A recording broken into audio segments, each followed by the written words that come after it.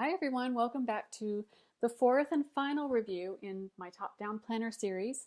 I will link my other videos below if you haven't seen those and are interested, so you don't have to scroll through everything. But today is going to be all about the planner pad. And I was surprised to find out that they've been in business for over 40 years. I had no idea they've been around that long.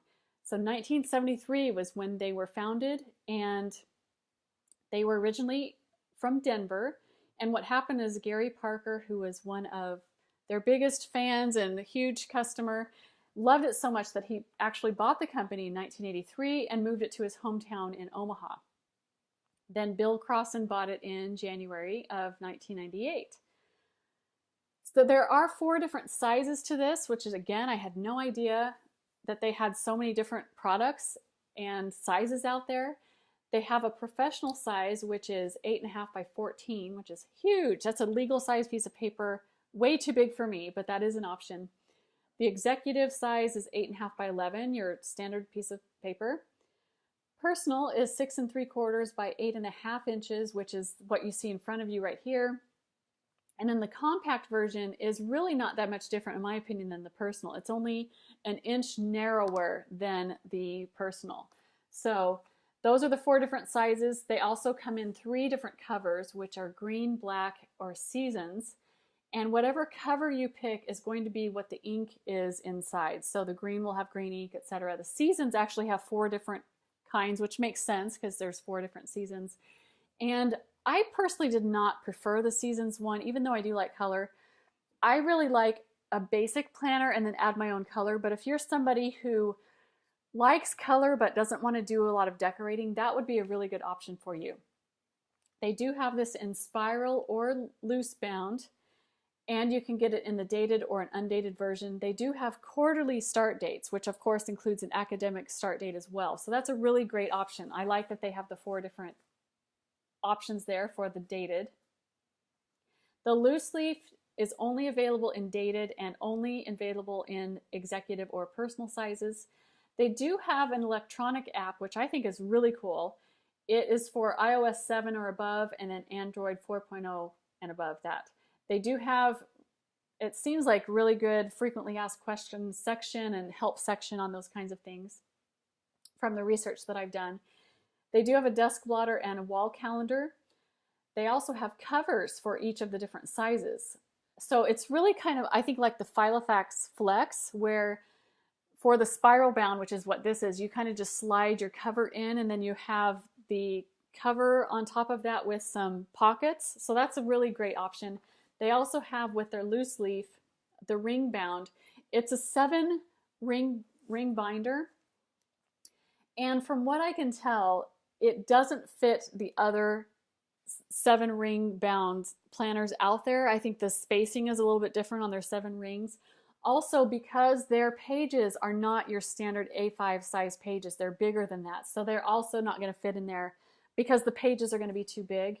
So that's unfortunate. I think that they could get a lot more business if it was compatible with the other 7 ring binders out there, like the Daytimer, I think, is another one that's 7 ring.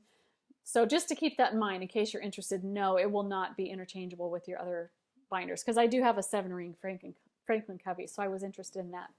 They also have a lot of accessories like bookmarks, tabs, different types of paper that you can buy, like loose leaf and grid and things like that, plastic holders, etc. And then also bags and totes that come in leather or faux leather.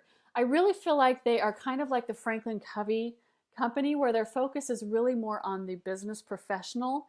And I think that's one of the reasons why I don't feel like this is more of a mainstream planner, is because their customer base is not the kind of people like a lot of the rest of us, where we're going on Facebook fan pages and we're finding out how to plan better and to decorate our pages better and to be more organized.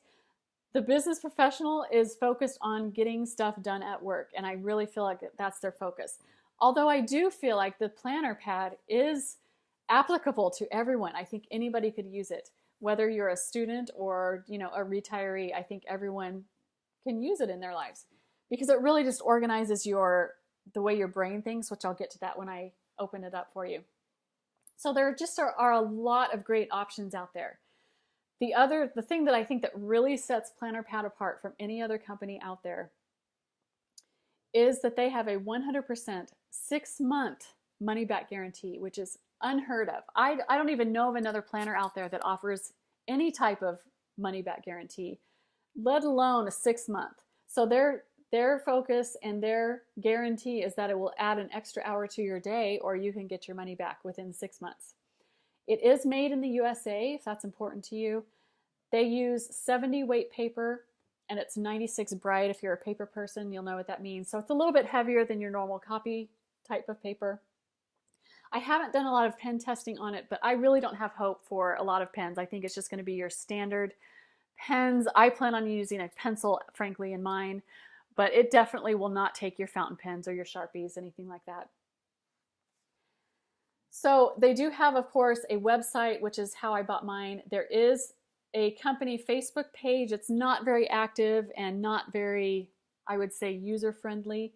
There are no fan groups out there on Facebook, which is kind of a surprising thing, because it seems like every other planner out there has at least 1 or 2 fan book groups, but this one does not have one. And I think it's just because it's very, back to basics, very simple, just plan your day and get to work kind of a thing. I think that's really why.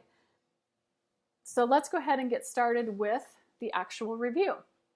So the cover, I chose the black, as you can see, and it's got a really nice, thick, I would say, cardstock type of cover. It's very durable, it's smooth, it's got some kind of finish on it, so it's not going to show stains or anything like that.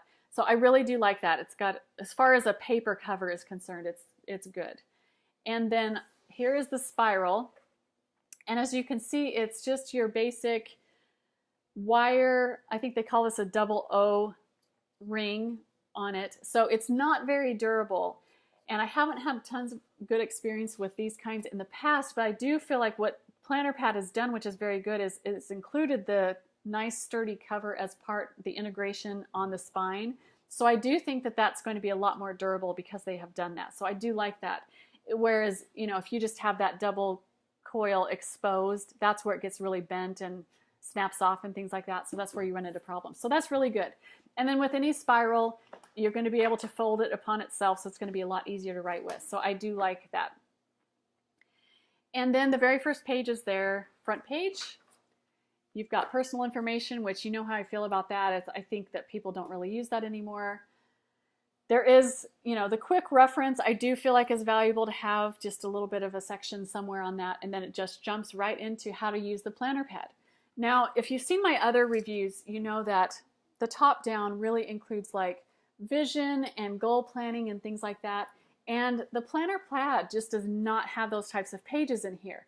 So if you're wondering why this is included in a top-down planning series, it's because of the way they think about the planning, which we'll get to in just a moment. This page just kind of describes it, where you categorize, prioritize, and then you schedule. Whereas the top or the bottom up type of planning, you just jump in and you just start scheduling your day and not really think about those kinds of things. So they're saying that you don't really need to transfer items week after week. So once it's written down, your idea is captured and you don't have to write it again. I don't necessarily agree with that. That's not really how I work, because once that week is gone, it's out of my brain. And then at the end of the week, you fold over the upper right page corner, which I'll show you, and then you just look back at your weeks that are marked with the folded corners. You have a goals and projects calendar page. So a glaring issue with the PlannerPad is that there are no monthly calendars in here. Their thinking is if you need a monthly calendar, you're supposed to make your own in the back, which I'm just going to tell you right out, that is not going to be happening over here at my house with me. I think life is too short to draw your own monthly calendars. I really do strongly feel like they should include monthly calendars in their planner. I have other undated planners out there that do include undated monthlies, and so I do feel like they should include that.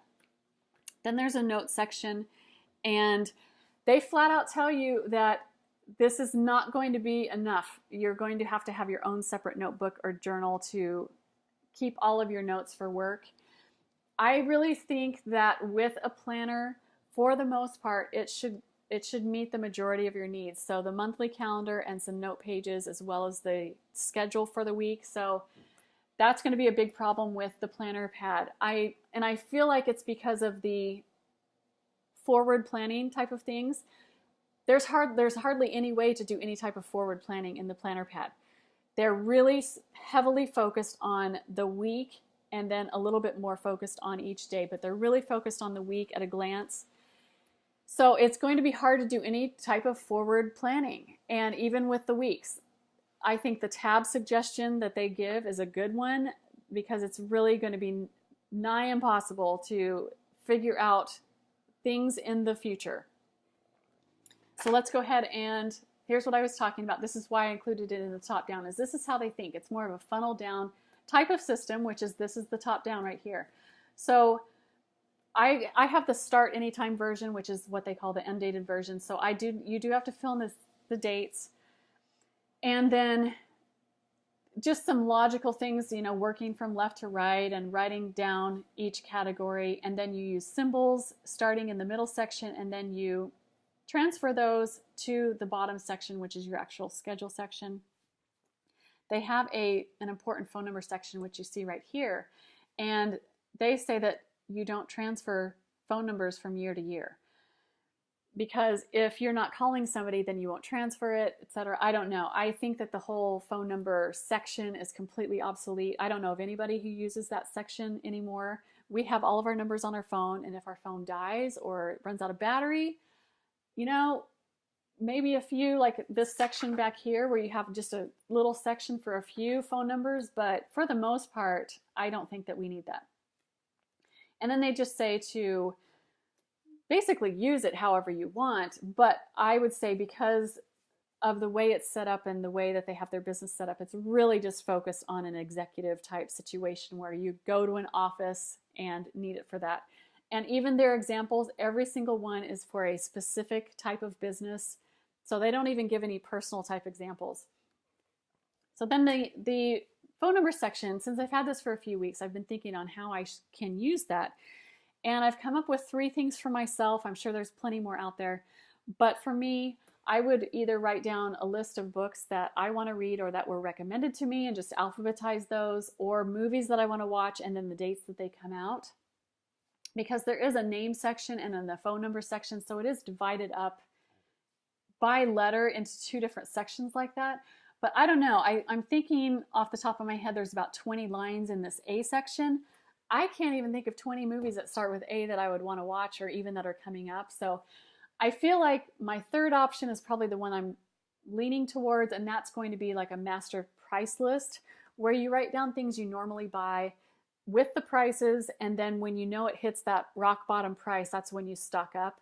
I have done things like that in the past, and I really do need to update mine, so I'm thinking that that's what I'm going to be using this phone number section for. And then here is a year at a glance calendars with 3 years, 2015, 16, and 17. Again, I'm sure it's because it's undated. They don't have a year that they focus on, like this year, 2015. And I prefer these at the back of the planner. I don't understand this logic, but the planner pad has one in the front and one in the back, and they are identical. I don't understand that thinking. I do prefer it in the back, but for the most part, again, I feel like most of us, if we have to refer to a future date, we would do that on our phone. And then you've got year at a glance, 2-page spread for planning. So this is 2015, January through June on one side, July through December on the other. I don't know how I would use this. Since this is not going to be my workhorse daily go-to planner, I don't know how I would use this section. I would generally use this as kind of like a tracking or, you know, just of important dates kind of a thing, but there's not a lot of room to write in. And so I just don't know how I'm going to use it. I do like, which I have not really seen before, that each month is separated. You know, one is going to be the white page, and then they have the second or the next month in the shaded. I really like that visual for my brain, like, yes, you're starting a new month now. So I really do like that. But they have it for 2016, 15, 16, and 17.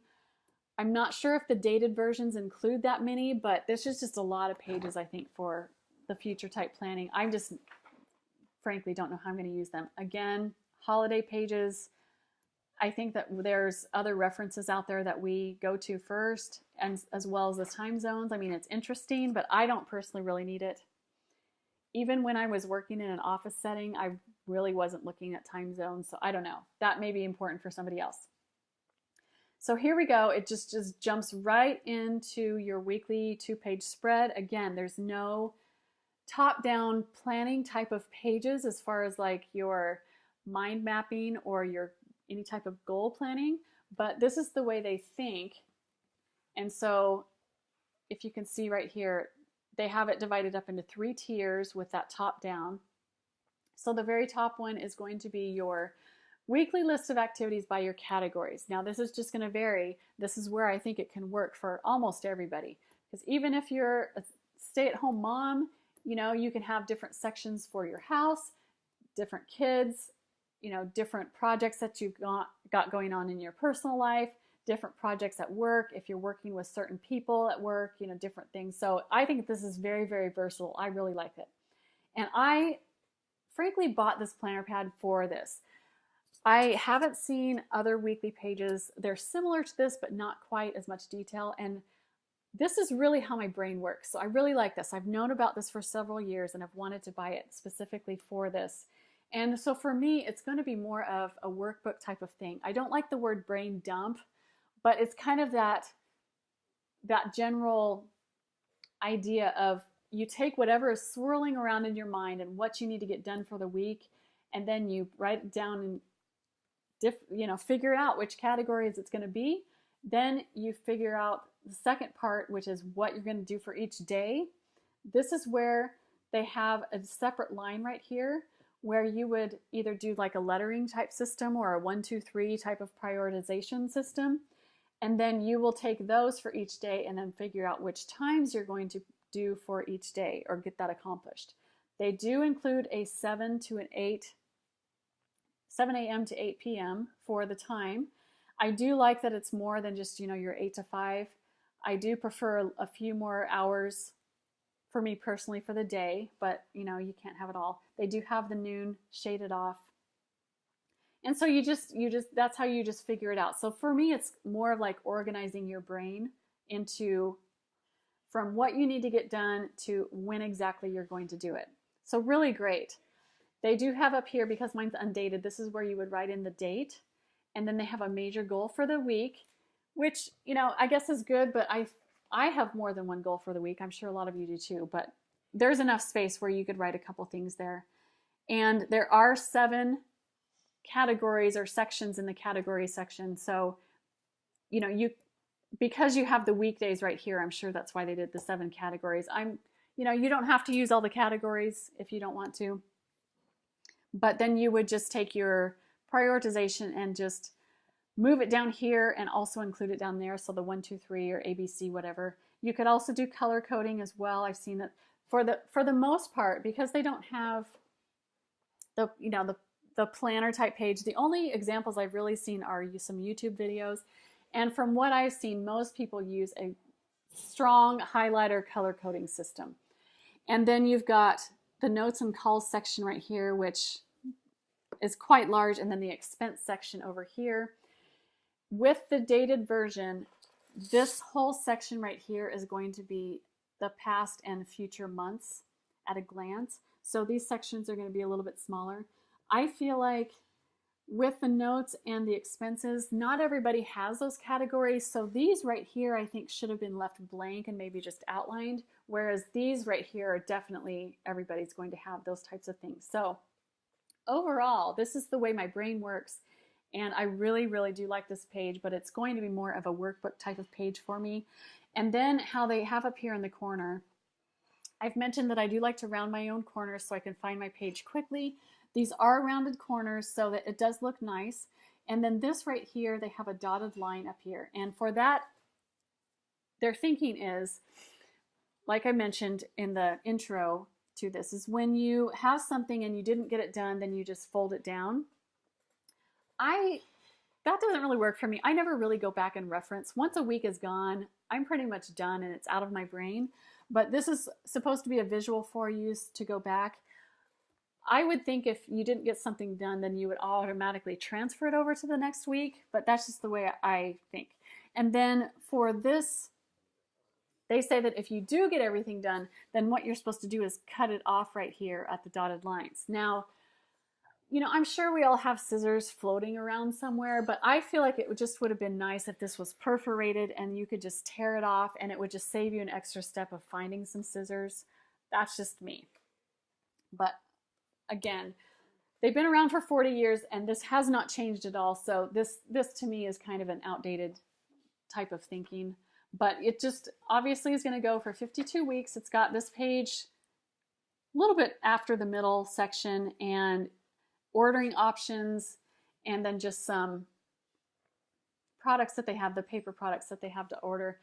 You know, again, nobody is going to, you know, fill this out and send it in by mail. I just feel like that this is like so, I'm going to say 1980s. It's just so outdated. And then they also have another one, and I think I figured it out that it was just like 2 months before it expires is this last one. And then your very last week, all the pages are going to be white, and your very last week is going to be this yellow. So that's going to be your glaring sign that you better get your next planner ordered, or this, because this is your last week. Then the notes pages right here are, all of the extra pages are going to be in this goldish yellow color, which is your very last week. And this is where they say if you want a monthly calendar, you're supposed to draw it all out and fill it in. So that's just not going to work for me, especially because if I did want to do that, I would want to have a month on 2-page spreads, because this right here is, I'm going to say, just a little bit bigger than an inch, not much. Not a lot of room to write down, even with me and my small handwriting. You do get 6 lines for each section right here. So it could work as a calendar, but again, I think just life is too short to make your own calendars like that, and I think that they should have included it. You do get 12 what they call goals and projects pages. So if you did want to have a monthly calendar, there are 12, one for each month of the year. And then they do have already the days listed, but they say to use these pages to collect and store all of your notes and information for personal and business. This is just, these columns right here are just way too thin for me to write. I can't see how anybody would have enough room to write down all that type of information. But that's their thinking on that. And then you've got a notes page after that notes section. Again, you get about 12 pages of that. It does have this nice divided line here for you to, you know, highlight or do the prioritization type of thing again. And then it just goes, here's that redundant years at a glance, 2014, 15, and 16 on this one. So I do like that it's at the end of the planner, but again, I don't really use these. And then same thing, the change of address form, like nobody's going to use that. So here, that's the end. That's the planner pad right there. So my overall opinion of this is it's very, very good for the brainstorming, pre-planning type of, way to get organized with your mind and the tasks that you need to get done. It's not going to work for me as a planner because it does not have enough space for the daily as well as the monthly. I think that's a huge issue, and I really can't find a way to really do a lot of forward planning. I think it's just really, really difficult. So I did buy it specifically for the way that the week is set up. I do really, really like that. That is the way that my brain works. My experience with Planner Pad, which I always try and talk about with every company, I ordered it and I got it within, I think, 4 or 5 days. And that's not terrible, but I pretty much live in their backyard. I really feel like it should have been in my hands within 2 or 3 days, especially because I've ordered things from Japan and gotten those in a week. So I feel like it wasn't super great with the shipping. I don't know all the ins and outs of shipping, but I do feel it should have come at least 1 or 2 days earlier than that. If you are unaware of the price, it is $28.99 and the shipping is $6.95, which is a little bit higher, I feel like, than a lot of shipping out there. Not atrocious, but it is, I would say, a little bit above average as far as the shipping. And the price of the planner, you know, it's right in the middle, I would say, as far as planners go, but I feel like this price range, there are a lot of other planners out there that give you a lot more, you know, more planning pages as well as monthly pages. So I do feel like it's a little bit on the pricier side because of all the things that you do not get. And I also, if you've seen all my other reviews, you know, I tell you the good and the bad. So originally, I have to say that this planner pad was at the top of my review list. It was supposed to be the first or the second one. And what happened was is I did have some questions for the planner pad company. Like I said, I live close enough that I could make a day trip, and I wanted to see if they had a warehouse or a showroom or something where I could actually look at all of their products, because I had no idea that they had so many. I was interested in buying the loose leaf with the binder, and I wanted to see it or get my hands on it or get some more information about it. I also had questions about just some other things like the monthly and the different types of the paper that they use and things like that. And I felt like I had legitimate questions. I emailed them twice, and I have heard absolutely nothing from them. So crickets chirping. Pretty soon the crickets are not even going to be here anymore. It's been, I don't want to say weeks, but it's been close to 2 weeks now. I have not heard a single thing from them. That is extremely disappointing to me. With any product, and I've said this before, you need to have a good product, you need to listen to your customers, and you need to have really good customer service. I feel like Planner Pad is only 1 out of the 3. And I even feel like with their product, I feel like they're getting left behind because this is such an old type of system, and they have not even changed the interior of their pages at all in 40 plus years. So, you know, I just have to say, I think it's inexcusable with their customer service that they have not even responded to me at all. Maybe that's because I am just one woman asking a few questions about their planner, and I'm not, you know, an owner of a company or something. I don't know what their thinking is because they haven't talked to me at all. But I have to say that I think that is atrocious customer service. It's very, very, very poor. I would give them a straight F across the board on customer service. And overall, I would probably give them, you know, a C or a D. Like it's not great, but I didn't buy the planner for that. I bought the planner to organize my week.